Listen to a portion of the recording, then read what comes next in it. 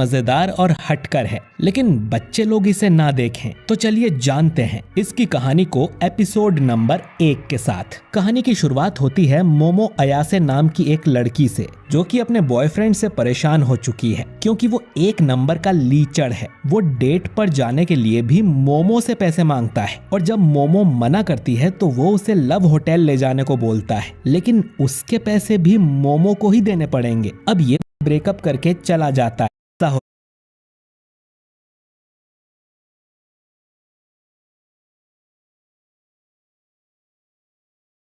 में काफी मजेदार और हटकर है, लेकिन बच्चे लोग इसे ना देखें तो चलिए जानते हैं इसकी कहानी को एपिसोड नंबर 1 के साथ। कहानी की शुरुआत होती है मोमो अयासे नाम की एक लड़की से, जो कि अपने बॉयफ्रेंड से परेशान हो चुकी है क्योंकि वो 1 नंबर का लीचड़ है। वो डेट पर जाने के लिए भी मोमो से पैसे मांगता है और जब मोमो मना करती है तो वो उसे लव होटल ले जाने को बोलता है, लेकिन उसके पैसे भी मोमो को ही देने पड़ेंगे। अब ये बात सुन मोमो गुस्सा हो जाती है और उसे खींच कर एक लात मारती है, पर उसके सामने वो काफी कमजोर थी तो वो लड़का मोमो को ही नीचे गिरा देता है और उससे ब्रेकअप करके चला जाता है। मोमो अब ये बात अपनी सहेलियों को बताती है, जो कहती हैं कि अच्छा हुआ वो लड़का 1 नंबर का हरामी था, पता नहीं मोमो ने उसमें क्या देखा। जिस पर मोमो कहती है कि वो उसके फेवरेट एक्टर केन ताकाकुरा जैसा दिखता है और उसे हट्टे कट्टे मर्द टाइप लड़के ही पसंद आते हैं। जिस पर उसकी फ्रेंड्स कहती हैं कि इस तरह के लड़के तो अब दिखना ही बंद हो गए हैं। मोमो अब काफी उदास थी और सोच रही थी कि पता नहीं कब उसे केन ताकाकुरा जैसा मर्द मिलेगा। तभी उसकी नजर एक क्लास में जाती है जहाँ के लड़के एक चश्मिश लड़के को परेशान कर रहे थे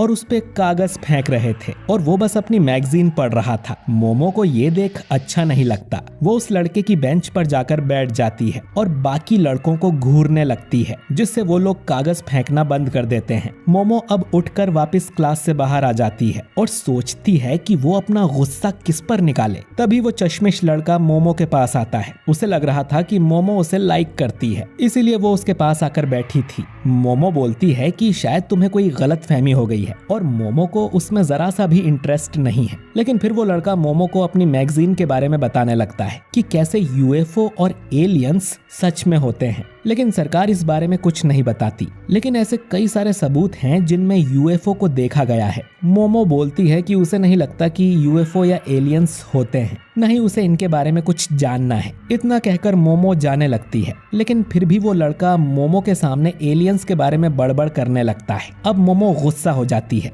और कहती है कि अपनी बकवास बंद करो, शायद इसीलिए तुम्हारा कोई दोस्त नहीं है और ना ही कभी होगा। ये सुन उस लड़के को बहुत बुरा लगता है और उसके हाथ से मैगजीन गिर जाती है। मोमो को तुरंत ही एहसास होता है कि शायद उसने कुछ ज्यादा ही बोल दिया। वो उसकी मैगजीन उठाते हुए उस लड़के को सॉरी बोलती है और कहती है कि उसे नहीं लगता कि एलियंस होते हैं, पर वो मानती है कि भूत सच में होते हैं। ये सुन वो लड़का हंसने लगता है कि भूत जैसी कोई चीज नहीं होती, पागल हो क्या। ये सुन मोमो उस पे बहुत भड़क जाती है। दोनों अब लड़ने लगते हैं। मोमो का कहना था कि भूत सच में होते हैं और एलियंस नहीं, वहीं उस लड़के का मानना है कि सिर्फ एलियंस ही असली होते हैं। उन्हें लड़ते हुए मोमो की फ्रेंड्स देख लेती हैं और उन्हें लगता है कि मोमो को अपना नया बॉयफ्रेंड मिल गया और उन दोनों की जोड़ी काफी अच्छी लग रही थी। मोमो अब उस लड़के को चैलेंज करती है कि वो किसी भूतिया जगह पर जाकर दिखाए और अगर उसे वहाँ भूत दिखाई देता है तो वो मोमो का नौकर बन जाएगा। जिस पर वो लड़का भी कहता है कि मोमो उसकी बताई जगह पर जाकर दिखाए और अगर उसने वहाँ एलियंस देख लिए तो मोमो को उसकी नौकर बनना होगा। दोनों को शर्त मंजूर थी।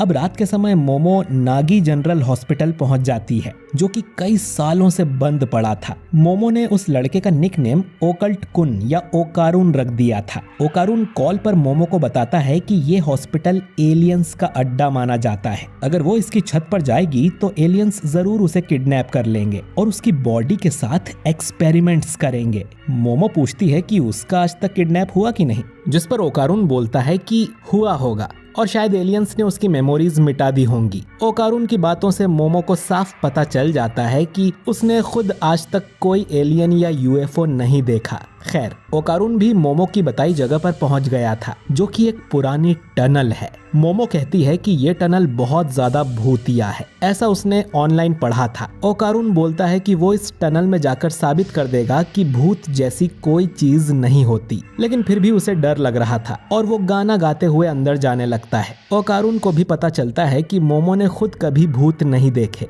वो उस पे चिल्लाने लगता है कि जब उसने खुद कभी भूत नहीं देखा तो वो उन पे यकीन कैसे कर सकती है, जिस पर मोमो बताती है कि उसकी दादी असल में एक स्पिरिट मीडियम है, यानी कि वो आत्माओं से बात कर सकती है। मोमो को उसकी दादी ने ही पाला है क्योंकि उसके पेरेंट्स मर चुके हैं। जब मोमो छोटी थी तब अपने सर पे हाथ रखकर वो एक रिचुअल पोज बनाकर बाहर निकलती थी। उसकी दादी का कहना था कि ऐसा करने से बुरी शक्तियां वाला है क्योंकि उसके पेरेंट्स मर चुके हैं। जब मोमो छोटी थी तब अपने सर पे उसका मजाक उड़ाया करते थे, बल्कि जिस लड़के को मोमो पसंद करती थी वो भी उसका मजाक उड़ाने लगता है, जिससे मोमो को बहुत बुरा लगता है। उसे अपनी दादी से नफरत हो जाती है और वो उन्हें बुरा भला भी कह देती है, जिसके बाद कई दिनों तक उसकी अपनी दादी से बात नहीं होती। लेकिन बाद में मोमो को रियलाइज हुआ कि मोमो को इस बात से गुस्सा नहीं आया था कि उस लड़के ने मोमो का मजाक उड़ाया, बल्कि वो इस बात से गुस्सा थी कि उस लड़के ने उसकी दादी का मजाक उड़ाया। मोमो अपनी दादी से बहुत प्यार करती है और उसे उन पर पूरा भरोसा है, इसलिए उसे इस बात पर भी भरोसा है कि भूत होते हैं। अब वो ओकारून से पूछती है कि उसे क्यों लगता है कि एलियंस होते हैं, लेकिन ओकारून उसे कुछ नहीं बताता और बोलता है कि इसके पीछे कोई रीजन हो ऐसा जरूरी तो नहीं। खैर, ओकारून को अब टनल में खून के पंजों के निशान दिखने लगते हैं और जब वो पीछे मुड़ता है तो उसे एक डरावनी सी बुढ़िया दिखती है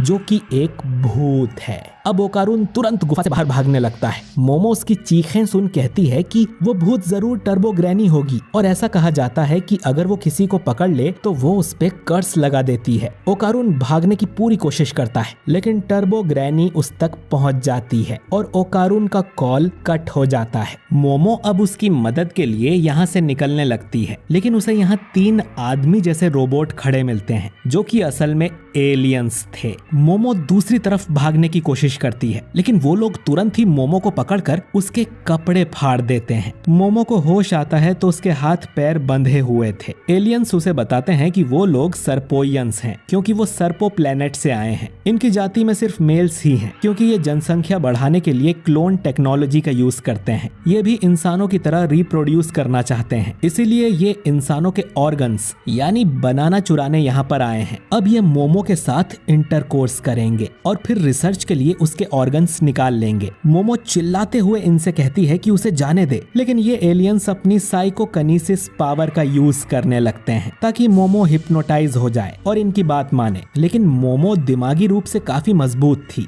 और उस पर इनकी पावर का ज्यादा असर नहीं होता। वो लोग अब एक्सपेरिमेंट शुरू करने वाले थे, लेकिन तभी मोमो का मोबाइल बजने लगता है। एक एलियन जब उस मोबाइल को उठाता है तो उसे जोर की लात पड़ती है और फिर उस मोबाइल में से एक भूत निकलकर बाहर आता है। ये भूत फिर उस एलियन को काट कर दूर फेंक देता है। ये भूत और कोई नहीं बल्कि ओकारून है, जिस पर टर्बो ग्रैनी का कर्स लग चुका है। ओकारून खुद को कंट्रोल नहीं कर पा रहा था और ग्रैनी उसे पजेस कर लेती है। दूसरा एलियन बोलता है कि मोबाइल में से टेलीपोर्ट होने की टेक्नोलॉजी तो अभी हमारे पास भी नहीं है, तुम जो भी हो यहाँ से चले जाओ या तो हमें अपना बनाना दे दो। एलियंस अब अपनी पावर का यूज करने लगते हैं, लेकिन ग्रैनी इतनी तेज थी कि उस पे एलियंस की शक्ति का असर ही नहीं होता और वो दूसरे एलियन को भी काट कर उसका बनाना निकाल लेती है। अब तीसरा एलियन अपने अटैक से ग्रैनी को दूर फेंक देता है और बोलता है कि उन्होंने इंसानों पर कभी हमला नहीं किया है, तो चुपचाप हमें अपना बनाना दे दो। ओकारून बोलता है कि उन्हें जो भी चाहिए वो देने को तैयार है। वो कितने टाइम से एलियंस को देखना चाहता था क्योंकि उसके कभी कोई दोस्त नहीं बने। उसे लगता था कि कम से कम एलियंस तो उससे जरूर दोस्ती करेंगे, इसीलिए वो बचपन से ही आसमान में घूरता रहता था और सोचता था कि कोई एलियन उसके पास आ जाए, लेकिन ऐसा कभी नहीं हुआ। ओकारून को हमेशा दूसरे बच्चे बुली करते हैं और किसी को उससे कोई फर्क नहीं पड़ता था कि वो जिंदा भी है या नहीं। लेकिन फिर मोमो उसकी हेल्प करने आई, इसीलिए वो मोमो को कुछ नहीं होने देगा। तो एलियंस को जो भी करना है ओकारून के साथ करे, लेकिन मोमो को जाने दे और उसके लिए वो मॉन्स्टर बनने को भी तैयार है। इतना कहकर ओकारून का कर्स फिर से उस पे हावी हो जाता है। मोमो भी चिल्लाती है कि इन्हें दिखा दो कि तुम एक असली मर्द हो। वो एलियन फिर से ओकारून पे अटैक करता है और ही हार मान लेता है। मोमो बोलती है कि ये तो शुरू होते ही खत्म हो गया। एलियन अब फिर से और कहता है कि हमें मेल इंसानों से कोई मतलब नहीं है। मोमो को अब अपनी दादी का एक फ्लैशबैक याद आता है जिसमें वो मोमो को उसकी शक्ति बाहर निकालना सिखा रही थी।